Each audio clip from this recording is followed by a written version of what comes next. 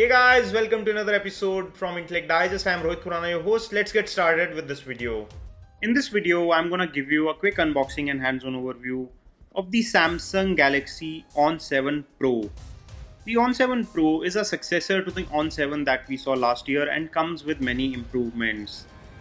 Starting with the unboxing first, the first thing in the box is the phone itself. After that, you get some documentation, standard data cable, a 1 ampere charger, and a set of earphones. There is also a 3000 milliamp battery that has been bundled in the box. Coming back to the phone, it comes with the traditional signature Samsung design. There is chrome lining all around the sides. This is a gold colored phone. At the back, it comes with this fox leather finish, which looks nice in gold. On the front, there is a physical home key below the display, and there are two touch capacitive buttons on either side. The display is large 5.5-inch here, and on top of the display there is Samsung branding, a 5 megapixel front facing shooter, and some sensors. On the right hand side is the power or wake up key, and on the left hand side is the volume rocker. The rear gets a 13 megapixel shooter with LED flash, and there is a speaker grill on the right hand side of the camera module. There is Samsung branding at the back, and the bottom gets charging port, primary microphone, and 3.5 audio port.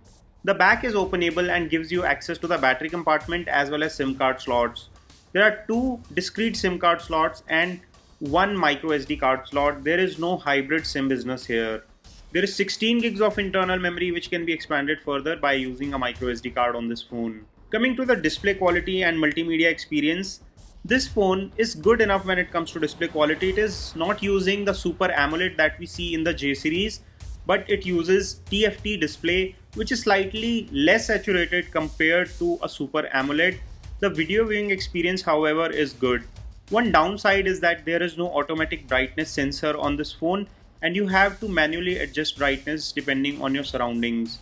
There is, however, an outdoor mode provided for making it brighter for outdoor conditions. The audio quality is not up to our liking. It is slightly feeble and it's not very loud. Next up, camera quality. The 13 megapixel rear shooter does a good job in most conditions and takes good photographs with touch to focus and a lot of modes on the offer. The low light photography, however, leaves us desiring for more, as there is visible graininess in pictures which you take in low light. The front facing camera is good and gives you wide pictures with good clarity.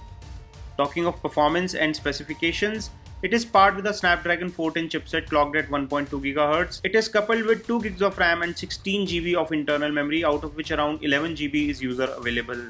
It can be expanded by adding a micro SD card, and to sweeten the deal, there is USB OTG support, so you can move your data onto a USB OTG, especially the multimedia and videos which you can consume without filling up the internal memory too much. The performance of this phone is nothing to boast about. It scores very modest 19,000 something score on Antutu and is barely playable for heavy games. It plays moderate games, but it is exhibiting some sort of stutters and lags here and there.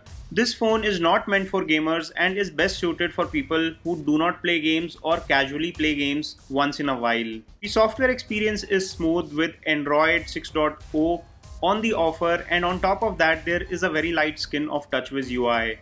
Software is responsive, multitasking is smooth, and there is no complaints when it comes to day-to-day usage on this phone. Some additional software features which make it even more useful is the S-Bike mode that we saw first on the Samsung Galaxy J3.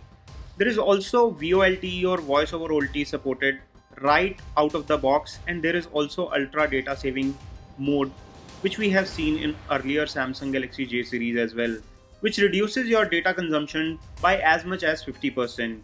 With a large 3000 milliamp battery and a very modest processor which is not very high, and a display which is only 720p high definition and not full high definition, you can easily expect one full day of usage on 3000 milliamp battery, unless you use it very heavily, which is a rare scenario. So for most users, it will last through the day when it comes to battery life. Talking of value for money, at around 11,000 rupees price tag, we feel that there are more choices available in this segment and you can look for them.